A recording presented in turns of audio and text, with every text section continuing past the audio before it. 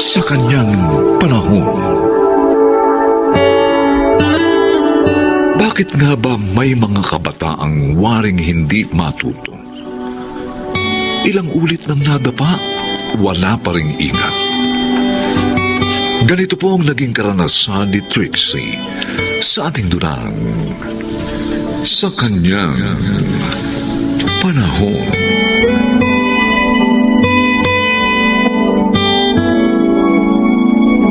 Oy, Trixie! Pumapasok ka na pala uli? Oo, Cindy. Ang saya ko nga eh. Dahil narito na uli ako sa university. Ang hirap ko yung munok at mag-alaga ng bata. Eh, sino nag-aalaga ngayon sa mga anak mo? Lalo na doon sa baby. Si Inay. Ay, naku, Cindy. Para talaga ako nakakawala sa hawla. Ang sarap ng feeling. Eh, yun nga lang. Grade 10 pa rin ako hanggang ngayon. Kasi nga, ang tagal kong nahinto. Kaya nga dapat, studies na lang yung asikasuhin mo this time. Wala na munang BF para makatapos ka ng high school. Inggit nga ako sa iyo eh. Malapit ka nang matapos sa college. Matatapos ka rin, girl. Sumunod ka lang sa payo ng parents mo. Ito naman. Ang tagal natin hindi nagkita tapos sermonan mo lang ako. Ibahin mo na nga ang usapan natin. Ikaw talaga, oo. Ano naman ang gusto mong pag-usapan natin?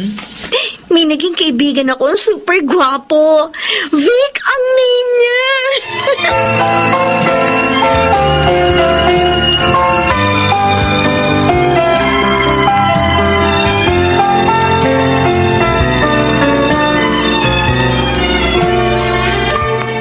May handaan sa inyo bukas? Ay, oo, paring Rufo. Kaya magpunta kayo ng pamilya mo, ha? Anong okasyon? Hindi mo pa naman berde. Uy, taong ire naman, oh. Bukas na graduation sa college ni Cindy namin. Ay, oo nga pa. Graduation na ni Cindy nyo. Tama. Nakakalimutan ko. Buti pa kayo ni Tinding. Nakatapos na ang bunso nyo, samantalang si Trixie namin hindi pa rin. Uy, bakit? Nag-aaral na naman siya ngayon ulit, di ba? Oo, pero mukhang hindi pa rin seryoso. Ha? Para bang hindi pa rin nadadala sa 2 ulit ng pagkabigo sa pag-ibig.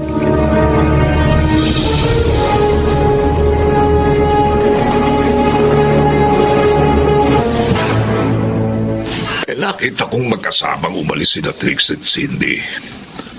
Babatiin ko nga sala, kaya lang ang layo nila eh. Ay, nagpasama sa anak natin si Trixie. Ay, pupuntahan daw na birthday party yata. Ay, nako. Talagang yung anak ni Rupong yun, nakuha pang mag-party.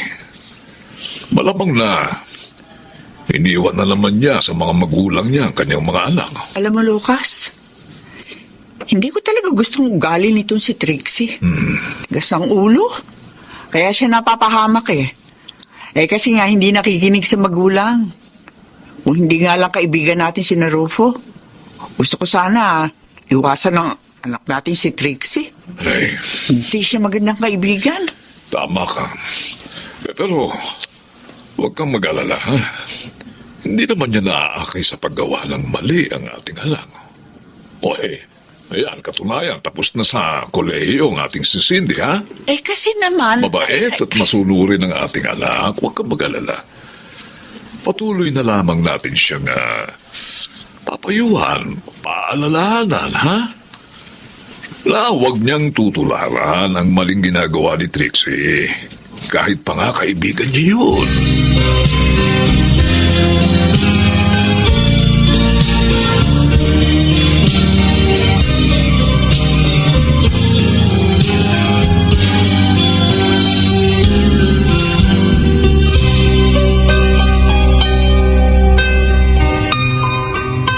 Galing kayo sa mall ni Vic?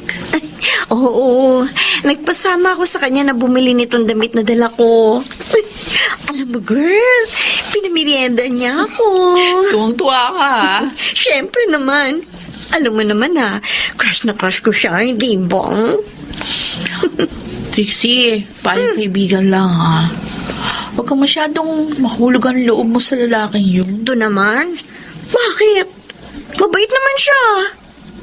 Feeling ko malapit na siya magtapat sa akin. Kasi baka mamaya, matulad ka rin doon sa dalawang pinagkatiwalaan mo. Makalokohin ka. At sasaktan ka lang din ng Vic na yun.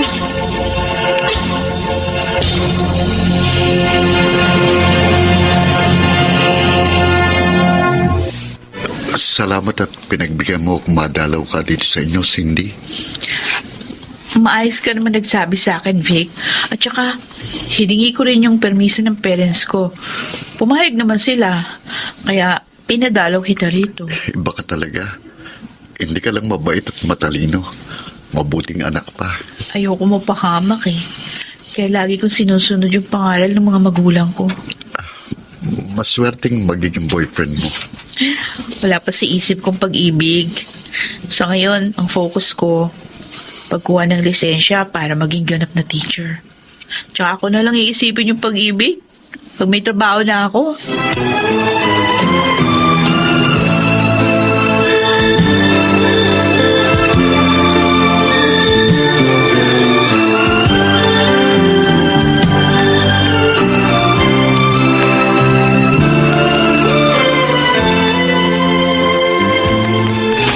Sandali nga, Cindy. Ay, Trixie, ikaw pala.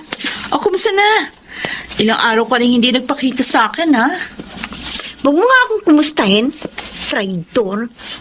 Bakit ka naman nagsalita ng ganyan? Dahil yan ang totoo. Kala ko kaibigan kita. Yung pala traitor ka. Mga agaw. Nagkakamali ka. Wala akong inaagaw sa iyo. Huwag ka naman sinungaling. Inaagaw mo sa akin si Vic. Ang lalaking gusto ko. Ilang beses ko na siya nakita dumadalaw sa inyo. Trixie, hindi kita niloloko. Oo, dumadalaw siya. Nagtapat din ng pag-ibig sa akin, pero hindi ko siya tinanggap. Dahil nga alam ko, gusto mo siya. At isa pa, wala akong damdamin para sa kanya. Sinungaling ka malandi. Ah! Dahil sa lalaking yun, sinampal mo ko. Wala kang kwentang kaibigan. Ayaw na kita makasama pa kahit kailan.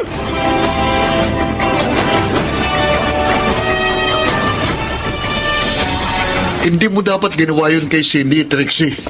Sinaktan mo siya. Hiniya pa sa mga tao. Anong klase kang kaibigan? Kasalanan niya. Kaya ko ginawa yun. Pwede ba wag mo siya ipagtanggol? Hindi niya kasalanang dinadalaw ko siya. At lalong hindi niya ako inagaw sa'yo. Dahil wala naman tayong relasyon. Vic! Kaya wala kang karapatang saktan sino mang babaeng gusto kong dalawin. Sorry, Trixie. Oo, nakipagkaibigan ako sa'yo. Pero hanggang doon lang yun. At ginawa ko yun para makapalapit din kay Cindy. Ano? Gusto kong tulungan mo ako sa kanya. Dahil siyang mahal ko. Sama mo. Pinaasa mo lang pala ako. Hindi kita pinaasa. Wala akong ginawa o binitiwang pangako sa'yo para umasa ka. Isa pa, Trixie. Ang gusto kong maging girlfriend ay yung dalaga. Hindi yung may dalawang anak na.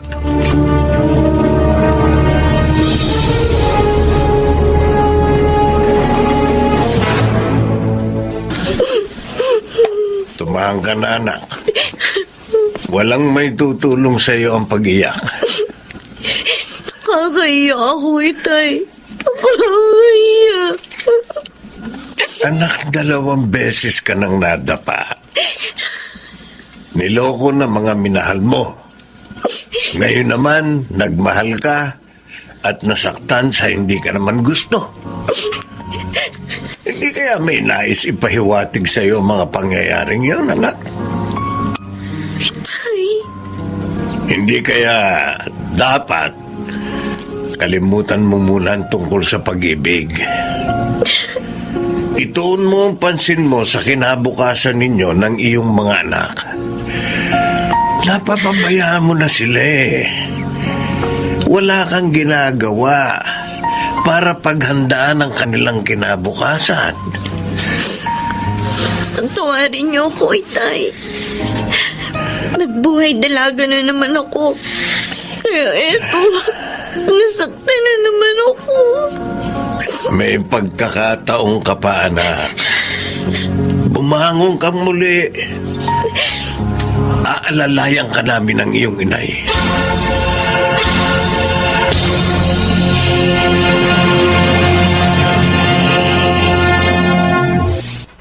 Kumusta ang karinderya mo, Trixie? Okay naman po, Itay. Nakakatuwa nga po eh. Dahil mula po ng payagan ninyo akong buksan ito, malakas pa rin po ang kita ko hanggang ngayon. Mabuti naman. Salamat po sa inyo ni Inay ha, sa mga pagkakataong ibinigay niyo sa akin. Ngayon, unti-unti na ako nakakabangon at nakakaipon. Nababantayan ko pa po mga anak ko. Ang kabutihan mo ang hangad namin, Trixie. Lalo na ngayong may mga anak ka na. Kaya sana, huwag ka nang magsayang pa ng panahon. Pangako po, Itay. Hindi ko na po ulitin pa ang mga naging pagkakamali ko. Ay, siya nga pala. Nakapasa na sa licensure exams for teacher si Cindy. Balita ko'y magtuturo na rin siya sa Manila. Ang galing niya talaga. Naabot na niya ang pangarap niya. Bakit hindi mo siya puntahan? Humingi ka ng tawad sa mga sinabi at ginawa mo sa kanya. At buuin niyong muli ang inyong pagiging magkaibigan. Nahihiya po ako eh. Sobra ko pong nasaktan ng kaibigan ko. Baka hindi niya po ako patawarin. Anak, patawarin ka man niya o hindi, ang mahalaga, na ipadama mo sa kanya ang iyong pagsisisi at pagbabago.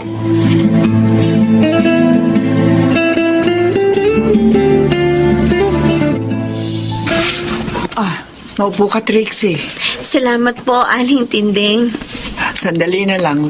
Lalabas na si Cindy. Nay?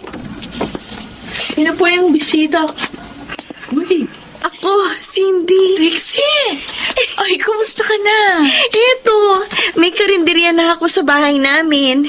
Yun ang pinagkakakitaan ko ngayon. Ay, Ikaw, balita ko, isa ka ng ganap na teacher. awa ng Diyos. Bukas nga ang alis ko papuntang Maynila. Doon ako magsisimulang magturo.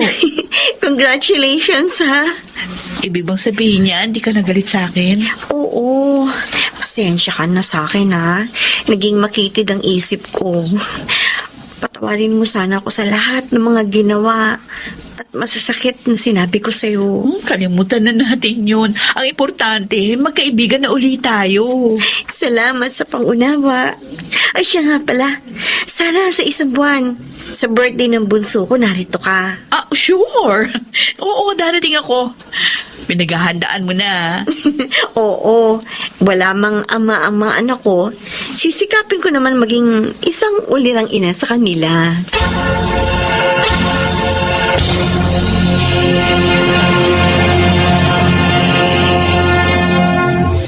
Sa kanyang panahon, may mga pagsubok na dumarating upang imulat ang tao sa kanyang pagkakamali. Ito ang naging karanasan ni Glenda sa ating dunang Sa Kanyang Panahon.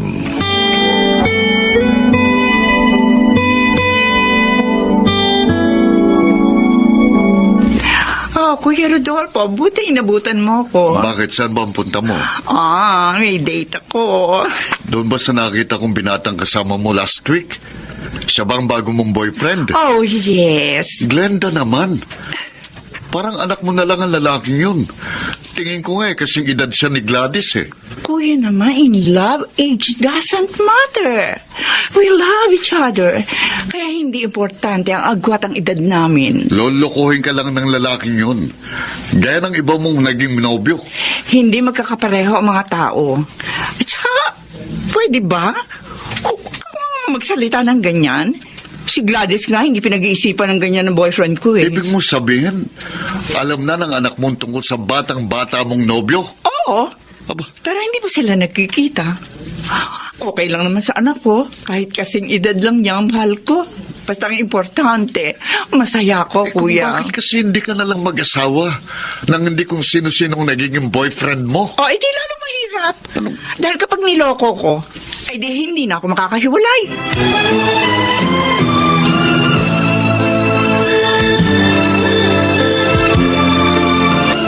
Oh yes, Tito.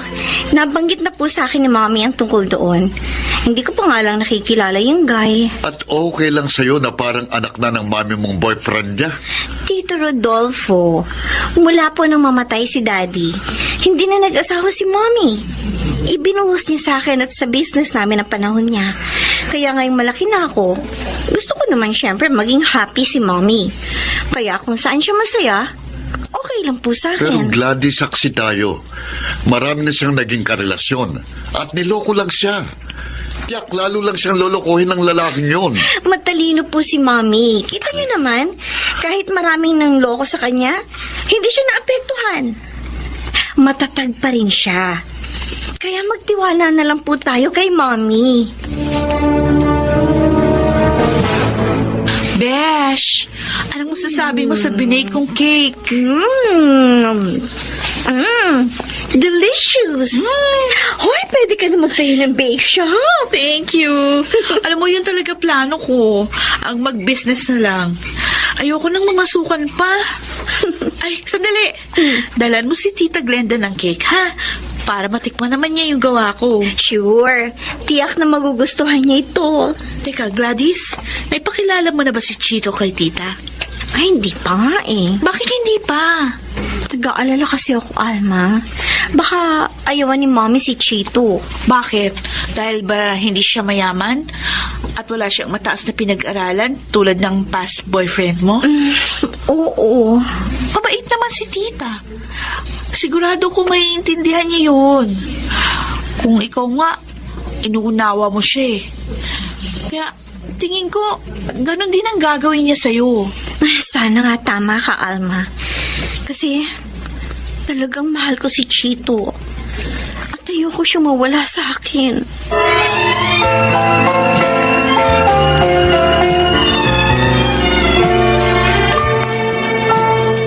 O sige, Dexter, sa'yo na mga dilatang yan. Lagay mo na sa plastic. Ay, salamat, tol. Iba talaga pag mucho. Maraming masasarap na pagkain. Dapat kasi magkaroon ka na rin ng gatasan. Para marami ka na rin pera. Balak ko na nga rin yan, tol eh. Naiinggit na ako sa'yo eh. Galing ba yan kay Gladys? Hindi. Galing dun sa isa. Mabuti hindi sila nakakahalata na dalawa sila sa buhay mo. Tol, magaling ako magdala. Huwag kang mag-alala. Tuturuan kita. Para makapili ka ng mayaman. At kahit medyo matanda na, yung may asim pa. Para kahit paano, masarap naman ang lasa.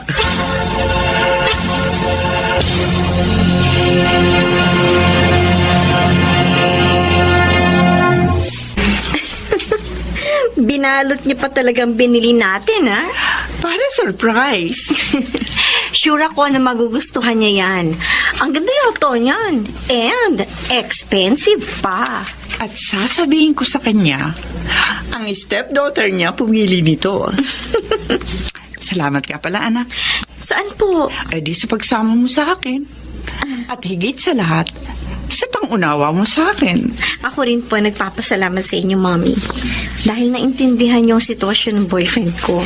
Anak, sa pag-ibig ang lahat ay pantay-pantay. Kaya hindi hadlang ang kalagayan sa buhay. Kahit pa edukasyon sa dalawang nagmamahalan. Tama nga si Alma. Very understanding kayo, Mommy. At maswerte ako dahil kayo naging mami ko. Uy! Nabola ako ng baby ko. No, hindi bola yun, Mommy. Taos po sa puso yung sinabi ko. Oh, sige na, okay na. Baka mamaya, mapaiyak mo pa ako eh. Anak, maiba ko. Kailan mo ipakikilala sa akin ng boyfriend mo? Ano kaya kung pagsabayin na lang natin, Mommy? Ipakilala niyo sa akin ang boyfriend niyo, then, ipakikilala ko rin sa inyo ang boyfriend ko. Tagal naman magbihis ni Chito. Baka nandun ang boyfriend ni Mommy. Sana naman wala pa. Ayokong malate kami. Chito! Ano? Hindi ka pa ba tapos? Baka kasi hinihintay na tayo ni na Mommy. Nandito na ako, babe.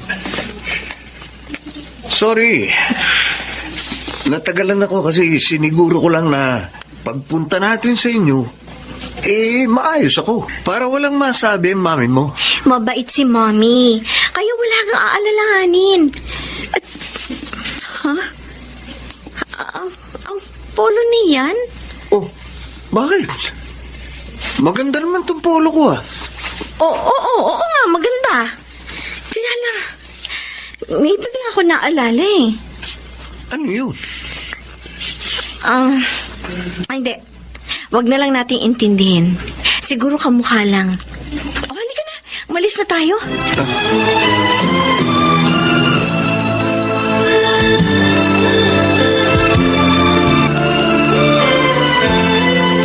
Babe, ganda pala ng bahay niyo.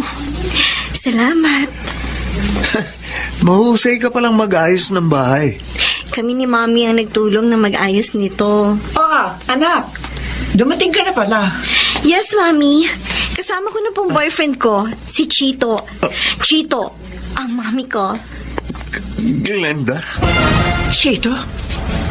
Ikaw? Wait, Um, bakit magkakilala na kayo? Walang niya ka. Ang lalaking ito ang boyfriend ko! What? ano? Kaya pala suot mo ang pulong binili ko para sa boyfriend ni Mommy?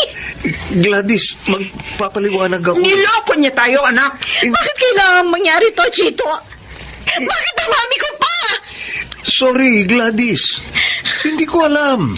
I hate you both. I hate you both.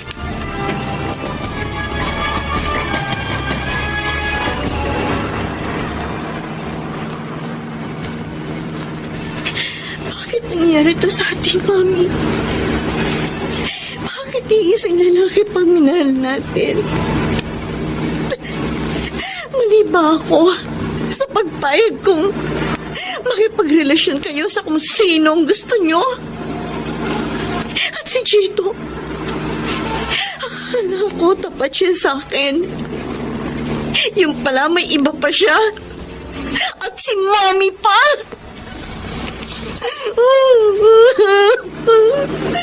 I hate you, Chito. I hate you. Galit ako sa inyo ni Mommy. Lalayo na ako sa inyo. Lalayo na. Mapapagod.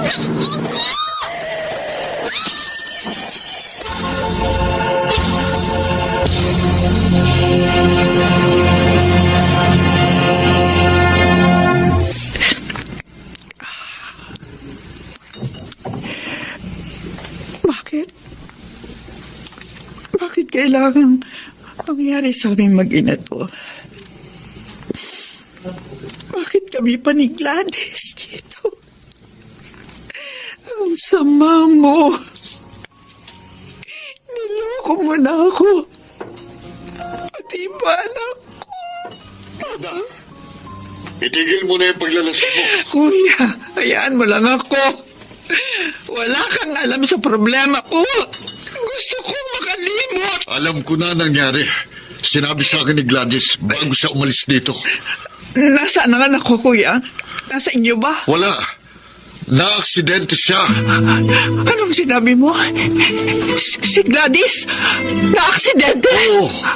Bumangga ang kanyang kotse sa isa ring kotse. Hindi. Kumusta naman ako, kuya? Anong lagay niya?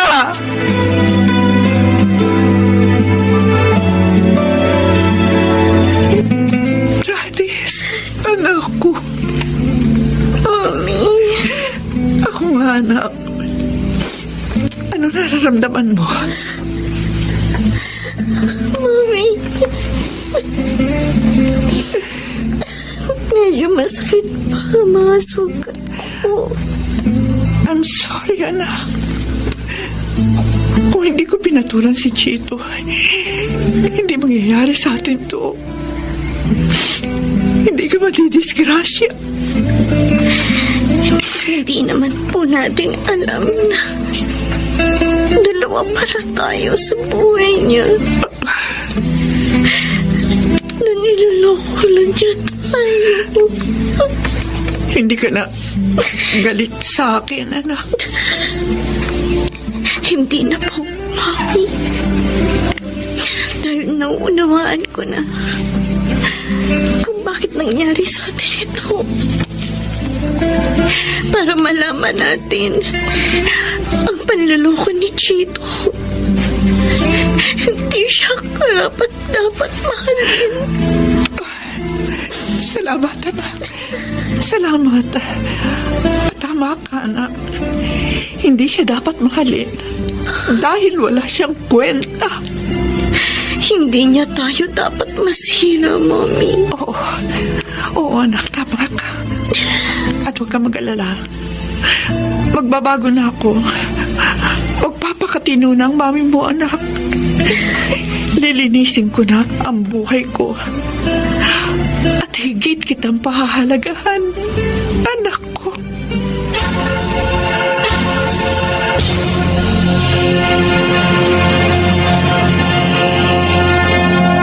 Sa kanyang panahon,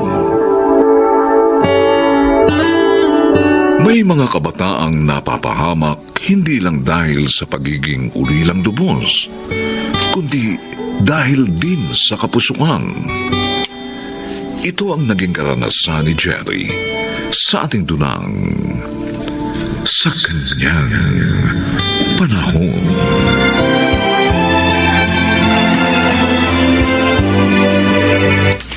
Maliit na naman ang binigay mong pera sa akin, Eljan.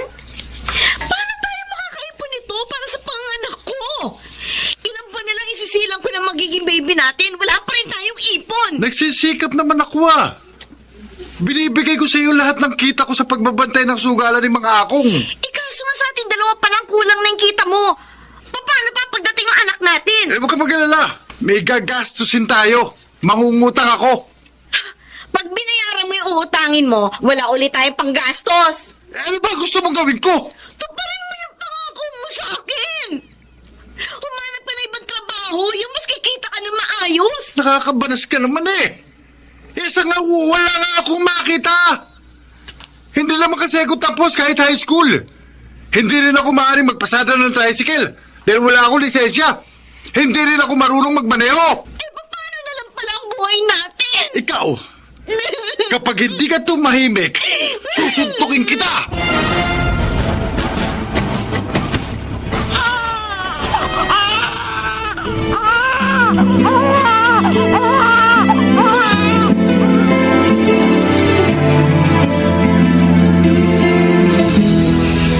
Salamat sa pagdalaw mo, Sally. Nabalitaan ko sa kapitbahay niyo na nanganak ka na last week. Ikaw talaga, hindi mo mala ako tinawagan. Pasensya na. Hanggang ngayon kasi wala akong load Kaya kahit text, wala. Hindi ko magawa. Ganun ba? Nakita ko si Eljon kanina. Naroon sa tindahan ni Aling Simang. Nagiinuman sila kasama ang barkada niyang si Makmak. Kaya nga nainis ko lalo sa kanya Kulang na nga yung perang binibigay niya sa akin. Nakukuha pa niya magbisyo. Minsan tuloy, parang gusto kong pagsisihan na pumayag ako magsama kami. Uy, huwag kang magagalit ha. Pero talagang hindi ka dapat sumama sa kanya. Kasi ang bata niyo pa. Ikaw 17, siya 18 lang. Tapos wala pa siyang maayos na trabaho. Sana kasi sinunod mo na lang ang tiya mitring mo. Sana hindi ka naging pabigla-bigla.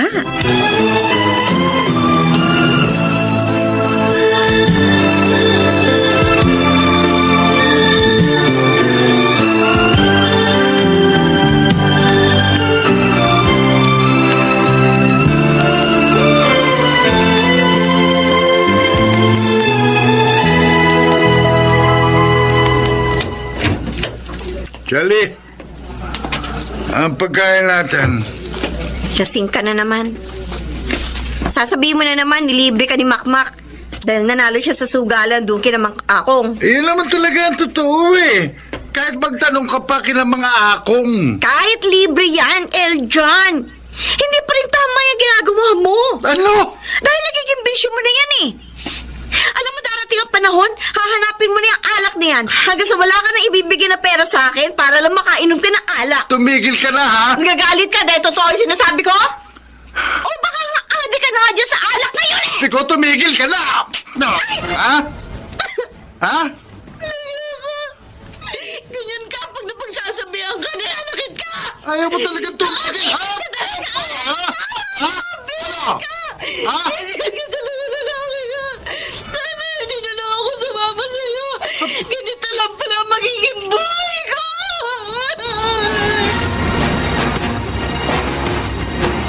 Oh, Doming. Ito pang sopas. Salamat, Mitrig. Ay, may nabalitaan nga pala ako tungkol kay Jelly. Ano yun? Naghihirap daw ng usong pamangkin mo. Marami ng utang sa mga tindahan sa lugar nila. Oh, naasahan ko na yun. Eh dahil bukod sa bata pa, walang maayos na trabaho yung sinamahan. Hindi lang yun. Para daw makakaya ng mag-ina, tumatanggap ng labada ang pamangkin mo. At nananakit pa raw ang Eljon na yun. Walang yang yun. Hindi na nga mabuhay ng maayos ang pamilya niya, nananakit pa. Kausapin mo yung pamangkin mo. Naiwan na niya ang lalaking yun. Nang hindi na dumami pa ang anak niya sa Eljon na yun ba? Ay, paano ko kakausapin? Na hindi nga marunong humingi ng tawad ng batang yon. Pinag-aaral natin, sa halip na mag-aral, ayun, nakipagnobyo. Kaya nabuntis ng maaga. At ayun, nakipagtanan. O paano? Hahayaan mo na lang si Jelly sa ganong kalagayan?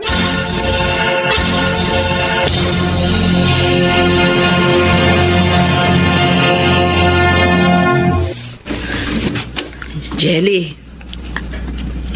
Jamitring, ako na nagpunta dito.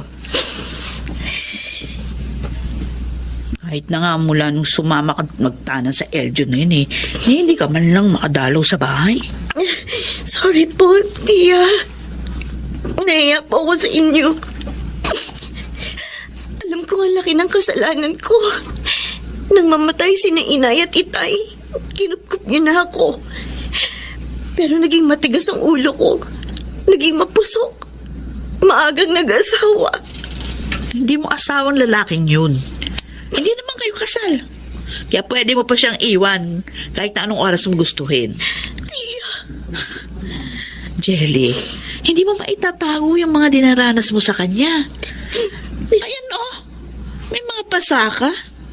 Malamang sinaktan ka ng lalaki niya yun. Galit po siya sa akin. Nanghingian ko siya ng pambili ng gatas ng anak namin. Irresponsable. Nakuha pa niyang magalit at manakit, ha? Eh talaga naman tungkulin niya yon na pakainin yung anak niyo? Ay nako, iwan mo ng lalaking yun. Bumalik ka na sa bahay.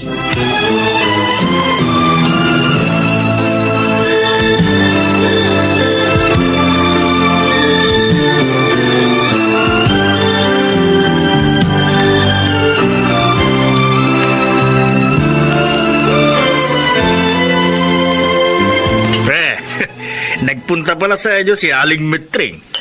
Makmak. Kahapon, nakita ko siya nang papasukin ni Jelly. Kaya hindi na muna ako umuwi. Habang nasa bahay siya, makasaya muna lang ako ng matandang yun. Ayos ka talaga, pare. Nakaiwas ka pa. Siyempre, ako pa. Mabuti lang hindi niya kinuha si Jelly at yung anak ninyo. Hindi ako papayag na iwan ako ni Jelly at ang anak namin. Bubugbugin ko siya ng gusto kapag ginawa niya yan. Ako mangiiwan sa babae. Hindi ako ang iiwanan ng babae.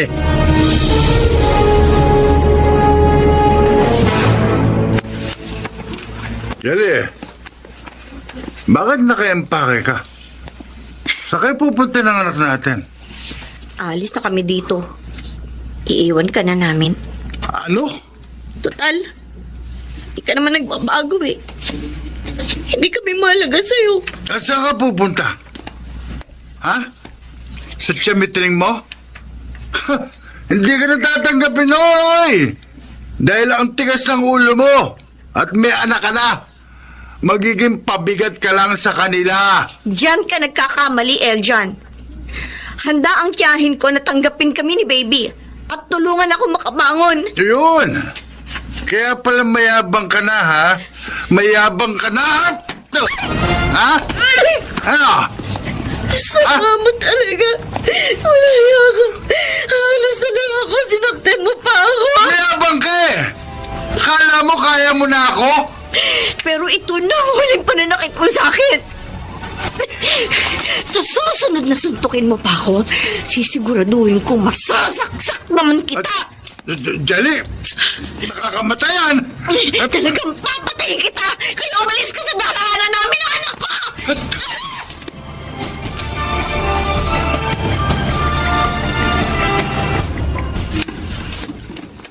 Oh, Chamitri. Jelly! Iniwan na po namin si Eljan, Tia. Pero bago po ako nakaalis, nasaktan pa po niya ako. Napakawalang hiya talaga ng lalaking yon. Ay, tama lang yan. Tama lang na iwan niyo na siya ng apo ko. Pitreng, sino ba dumating at... Jelly? Ako nga po, Tia Domeng. Patawad po. Naging mapusok ako. Matigas ang ulo. Kaya sinapit ko yung kapalarong ito. Patawad po sa inyo ni Tia. Ay, huwag ka na umiyak. Tapos na yun. Oo nga. Tama ang Tio Domeng mo.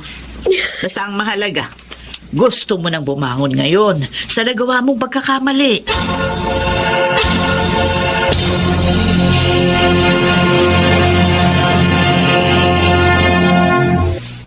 Walang iya ka, Jelly.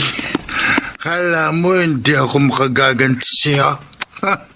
Naunahan mo lang ako sa kutsilyong hawak mo. Pero ngayon, patay ka na sa akin.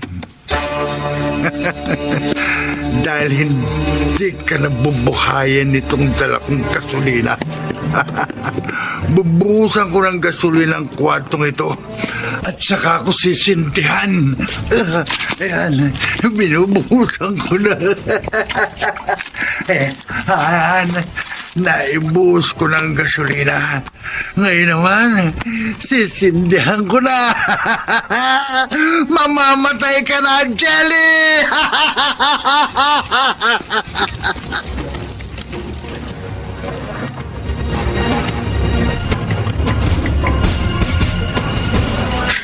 Salamat naman na tinawagan mo rin ako.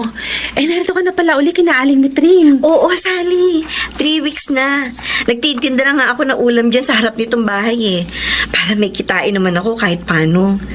Pero sabi ni Tia, mag-aral daw ako ulit sa pasukan. Ba, okay yan. Ang bait talaga sa'yo ng tiyo mo, no? Ay, totoo yun. Ako lang talaga ang may kasalanan. Kaya ako, eto, dalagang ina ngayon. Kaya, alam mo, hindi ko na talaga sasayangin pang kabaitan nila sa akin. Talagang mag-aaral na akong mabuti. Hindi lang para sa akin, kundi para na rin sa aking anak. Talagang dapat pong gawin yan. Dahil malabo ka na matulungan ni Eljan sa mga pangangailangan mo sa anak mo. Uy, alam mo ba nangyari sa kanya? Bakit? Hindi, ano ba nangyari? Sabi ng kaibigan ko na taga roon sa lugar nyo, hinuli daw siya ng mga pulis nung Makalawa. O bakit anong ginawa niya? Lasing na lasing, nagwala at sinunog ang bahay nyo. Ano? Ginawa niya yun? Oo. At sa galit ng mga tao na nadamay sa sunog, ayun, binugbog siya at ipinahuli sa mga pulis. Kaya ngayon, tsak na makukulong siya. Pinagdimla na talaga ng espiritu ng alak ang pag-iisip niya. Ay, salamat na lang sa Diyos. Nakahiwalay na ako sa kanya. At ngayon, ay handa ng magbagong buhay.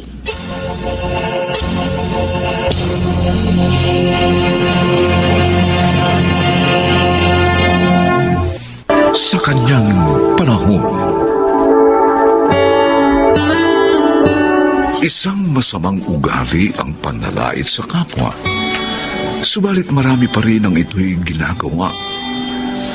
Mga kaibigan, pakinggan natin ang naging karanasan ni Adeline sa ating dulang Sa kanyang panahon.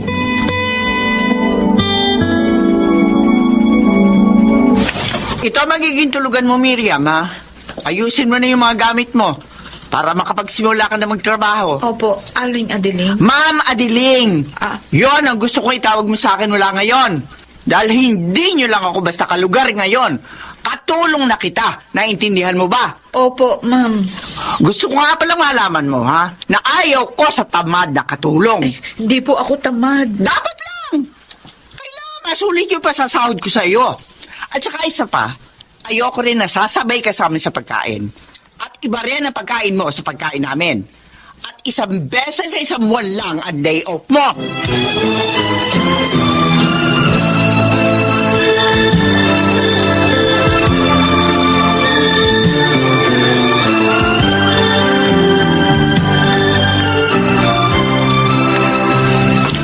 Anong iniisip mo, Myla? Naaawa po ako sa bago nating katulong, Daddy. Kaumpisa pa lang dito eh. Pinakitaan ka agad ni Mami ng masamang ugali. Di ka na nasanay sa mami mo. Kaya tuloy walang magtagal na katulong sa atin eh. Dahil sa ugali ni Mami. Ewan ko nga ba. Mula nang umasenso tayo, nagbago rin ang ugali ng mami mo. Naging matapobre siya na dapat hindi ganon. Dahil dati rin siyang galing sa hirap.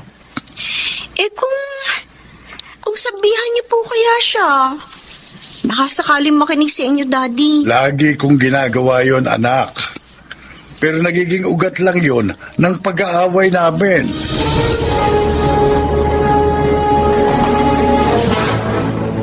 Ano ba, Miriam? Hanggang ngayon, hindi ka pa rin nakapaglalaba? Pasensya na po, ma'am. Inuna ko po kasing linisin itong buong bahay para po maayos na pagdating ng mga bisita niyo. Ang sabihin mo talaga makupad ka. Tulad ka rin ng ibang naging katulong namin.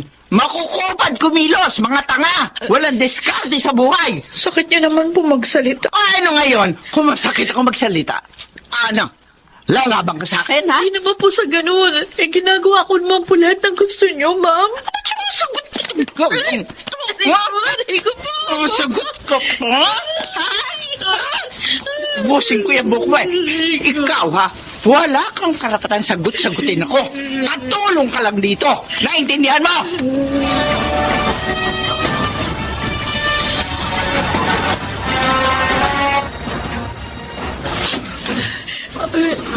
Kayo po pala, Ma'am Myla. May uutos po kayo. Wala, Miriam. Nakita't narinig ko ang lahat ng ginawa at sinabi sa'yo ni Mami. Kaya ito, kailangan kita ng pagkain. Ako, Eto, kunin mo. baka mamaya pati kayo makagalitan ni Ma'am Adeline kapag nalaman ito. Nasa kwarto na siya. Kaya sige na, kainin mo na ito. Tiyak na gutom ka na. Ma'am Myla, maraming salamat po. Mabait kayo ni Sir Alfonso. Pasensya ka na sa mami ko, ha. Ang totoo, hindi rin namin gusto ang mga ginagawa niya.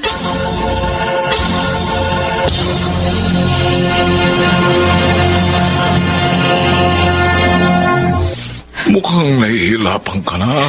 Kinaaling Adeling, alak ka. Ang laki ng ipinayat mo. Mahirap po talaga yung trabaho. Pero, huwag kayong mag-alala. Kaya ko naman po. Uy, sabi sa akin ng isa nating kapitbahay, nalalakit daw ng katulong yung si Aling Adeling. Oh, O bakit ikaw sinasaktan ka ba niya? po. Ay, hindi po. Hindi naman po. Mas mabait nga lang ho kaysa sa kanya yung mag-ama niya. Ako, kung hindi lang ako na-disgrasya sa trabaho ko, makakaya naman kita papag-aralin, anak eh. At hindi mo kakailanganing mamasukan ng katulong. Huwag po kayong malungkot, titay. Opo. Kaya ko naman po yung trabaho ko. Ay, anak. Tsaka, aalis din naman po ako doon kapag nakaipon na ako ng pang-aral ko.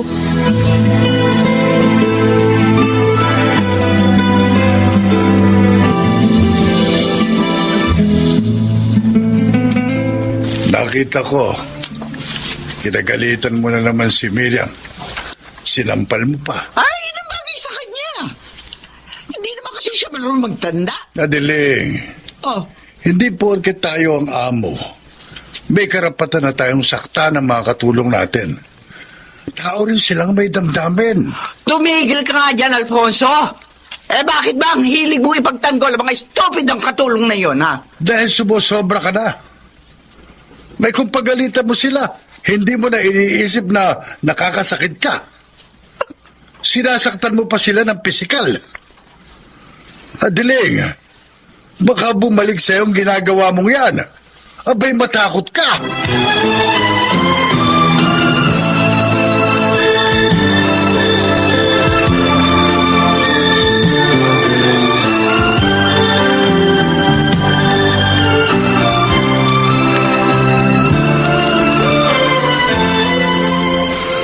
Aling Adiling, babayaran ko rin ho pag sahod ko. Kailangan ko lang ho dahil may sakit ang anak ko eh. At kailangan dali namin siya sa doktor. Kung bakit naman kasi ang dami mong anak, Bobet? Liit lang naman ang sahod mo. Wala naman trabaho yung asawa mo. Tapos, gawa kayo ng gawa ng bata. Aling Adiling, Pati tuloy ibang tao, pinaperwisyo nyo. sakit niyo naman magsalita. Sana ho kung ayaw niyong magpautang, sabihin niyo na maayos. Mahinahon naman akong nakikiusap sa inyo eh. Kung ayaw niyo magpahiram, di wag. Yung ang dami niyo pa sinasabi. Pakatari mo, Aling Adiling. May araw ka rin sa akin.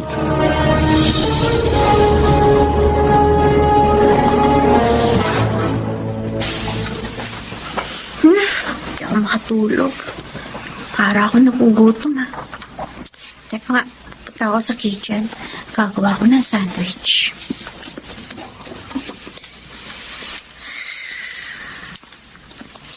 Hindi ko nagigisingin si Miriam para makapagpahinga naman siya.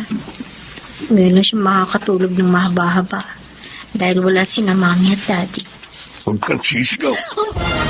Sino ka? Bakit ka pumasok dito? Pagkakataon ko na makaganti sa mayabang mong ina. Ano? Bitiwan mo ako! Tumahimik ka! Sasakin kita nitong hawak kong patalim. Wag! Marunong ka pala makiusap, ha? Hindi ka tulad ng nanay mong matara at mayabang. Bitiwan mo ako! Ano ko tanga? Magpapakasawa muna ako sa'yo tapos kukunin kong pera at alahas nyo. Wag! Wag! Halika! Wag!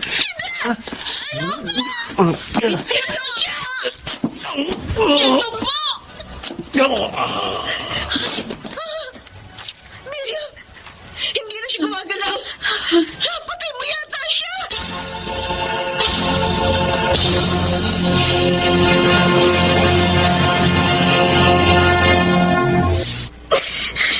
Mami, Daddy, mabuti dumating na kayo. Huwag ka nang umiyak, anak. Nakakulong na ang ulang niyang si Bobet. Ang sabi niya, nagawa lang niya yon dahil sa galit niya sa iyo, Adiling. Dahil sa mga masasakit at sinabi mo sa kanya. Alfonso, kasi naman... Maraming beses na kitang pinaalalahanan. Huwag kang ganoon sa ating kapwa. Tuloy, dahil sa ginawa mo, pati anak natin muntik nang mapahamak. Ay, patawarin niyo na sana ako. Mo, Mabuti na lang po. Dumating si Miriam. Iniligtas niya ako, Mami. Hinampas niya ng tubo yung lalaki may takip sa mukha. Kaya nawala ng malay. oo nga. Si Miriam na laging sinasaktan at pinagagalitan ng mami mo ang nagligtas sa'yo. Nasaan nga pala siya? Pinauwi ko muna sa kanila para makapagpahinga sa nakakatromang pangyayaring ito.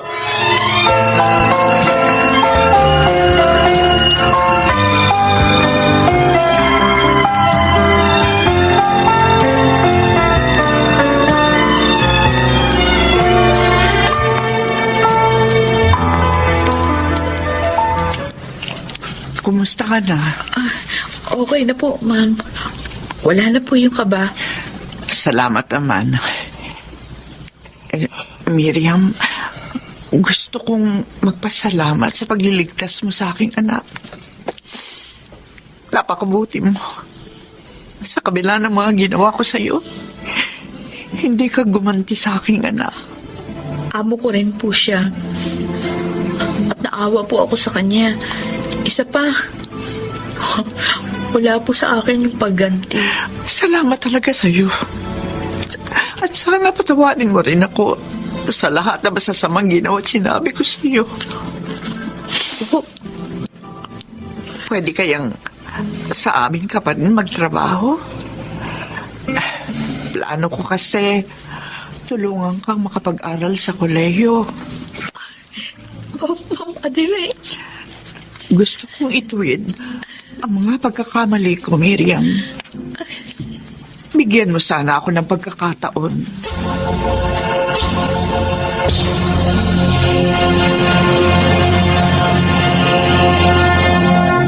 Sa kanyang panahon, hangad ng magulang na mabigyan ng magandang kinabukasan ng mga anak. Ngunit may pagkakataong dahil sa hirap ng buhay, ang kaangyaang hanap ng anak ay hindi maibigay. Ito ang naging karanasan ni Claire sa ating dunang sa kanyang panahon.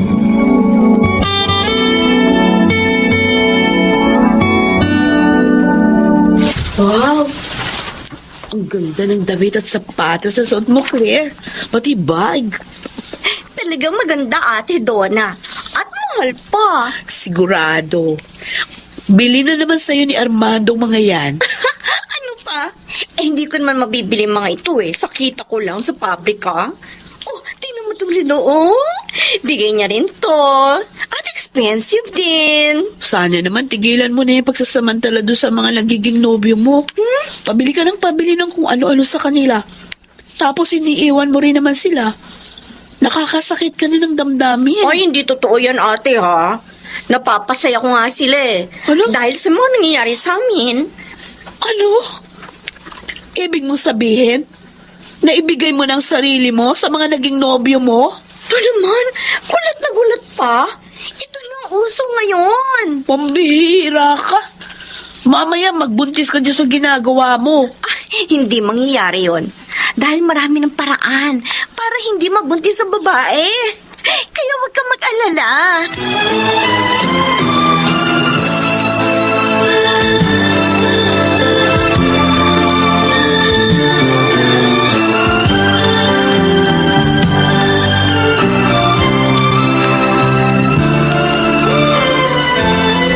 Masaya ako, Claire. At nakasama kita dito sa Baguio kahit na mga 3 days lang. Siyempre, ako rin. Ngayon lang yata ako nakarating dito. Kaya lang, hindi kaya magalit ang parents mo sa'yo? Bakit naman sila magagalit? Hindi na ako bata. Alam ko nang ginagawa ko. At saka hindi naman kita lolokohin. Handa akong paksalan ka. Tsaka na lang natin pag-usapan yun. Ah? Halika, mamasyal pa tayo.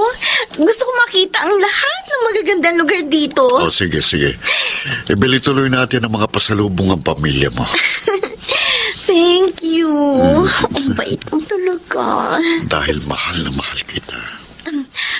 Huwag mo rin kalilimutan yung sinabi ko sa yung cellphone, ha?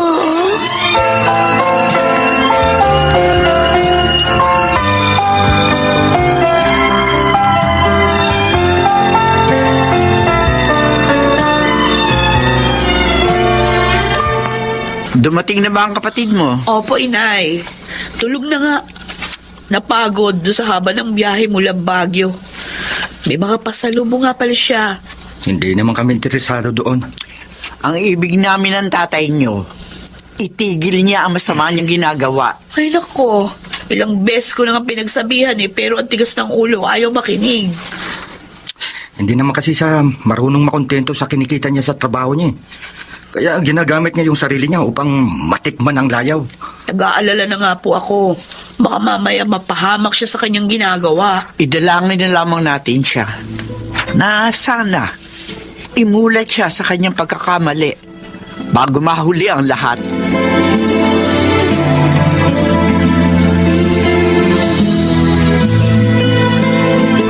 Naku, ang dami naman tao dito. Saan pa kaya may bakanting table?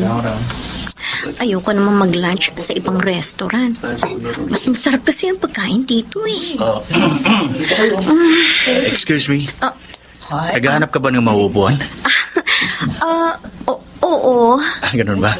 Ayun ang place ko. Bakante doon. Wala kasi akong kasama. Doon ka na lang kumain. Ano kasi? Huwag ka mag-alala. Hindi ako masamang tao.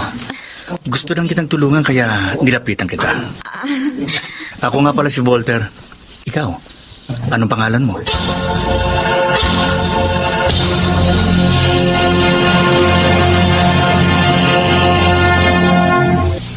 Ang gwapo, di ba? Di ba, Nay, ate? Oo, gwapo nga.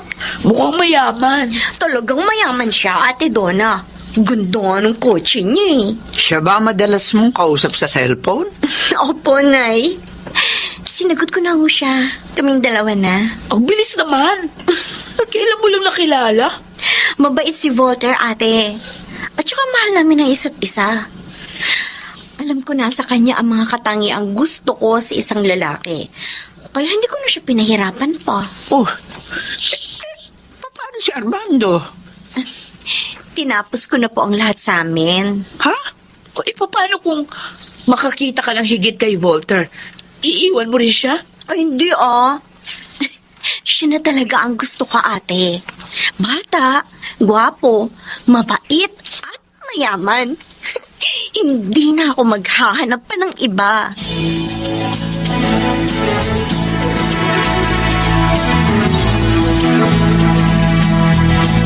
Ano bang sasabihin mo sa akin, Voltaire? Ito naman, hindi mo na ako pinag-overtime sa pabrikang pinapasukan ko. Gusto kitang ipakilala sa daddy ko. Ha? Kailan? Ngayon sana. Ano? Ito naman, pampira ka naman. Binigla mo naman ako. Pasensya ka na. Pupunta kasi sa ibang bansa ang daddy ko. Magbabakasyon. Dahil na broken hearted siya. Kaya gusto ko bago siya umalis, makilala ka muna niya. Matanggap kaya niya ako? Mahirap lang ako. Hindi ka naman mukhang mahirap eh. Ang gaganda nga ng mga gamit mo. Ito naman. Siyempre, nagtatrabaho ako. Nagsisipag. Kaya nakakabili ako ng mga ito. Inaalis ko lang ang kaba mo. Don't worry. Mabait si daddy. Hindi siya matapobre. At payag siya kung saan ako magiging maligaya.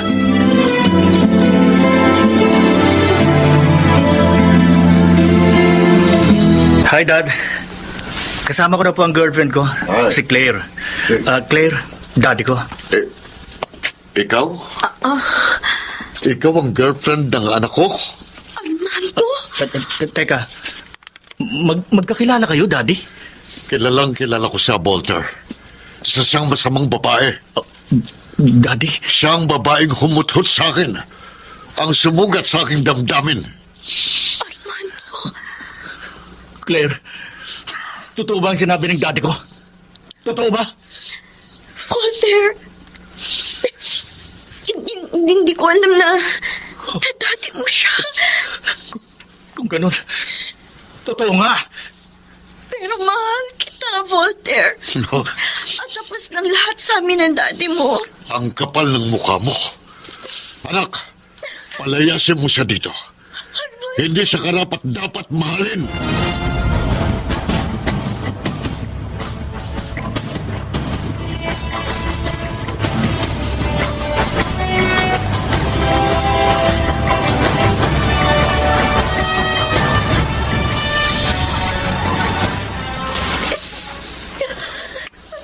Anak?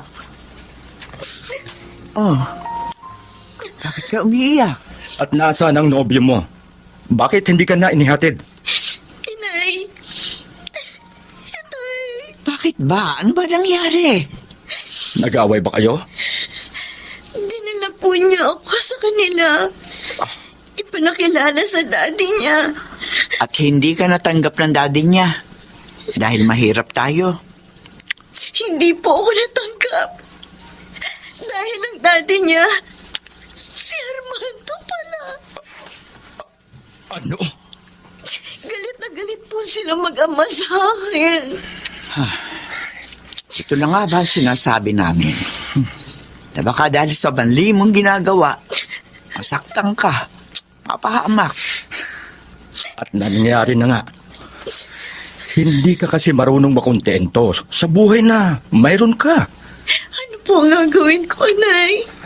Ay, mahal na mahal ko po si Voltaire. Anak, ihanda mo na lamang ang iyong sarili at tatagan mo ang sarili mo sa anumang mangyayari. Hindi mo siya masisisi na kalimutan ka. Dahil sa ginawa mo sa kanyang ama.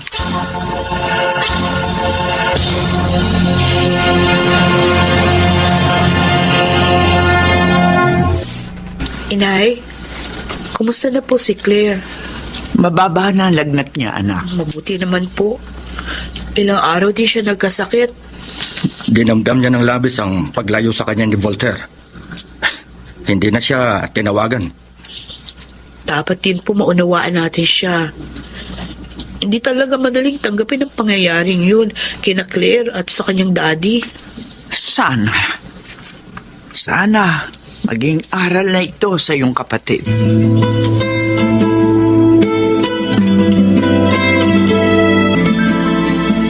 Claire, nakabihis ka. Oo, ate. Papasok na ako sa pabrika. Ilang linggo rin akong absent dun eh. Ayoko matanggal ako. Salamat naman. At mukhang maliwanag na ang isip mo. Alam ko namang akong nagkamali eh. Kaya siguro nangyari ito. Para mamulat ako. Kaya tinatanggap ko na. Anak, natutuwa kami sa narinig namin. Ang pagbabago mo talaga ang aming hangad. Patawarin niyo po ako, Inay. Itay. Sa hindi pagsunod sa mga pangaral ninyo. Dapat nagsikap na lang ako. Hindi ko sana sinapit ito. Malilimot mo rin ang iyong kabiguan, anak. At makakatagpo ka rin ng lalaking para sa iyo. Hingin mo lamang yun sa Diyos at makikita mo. Ibibigay niya yun sa tamang panahon.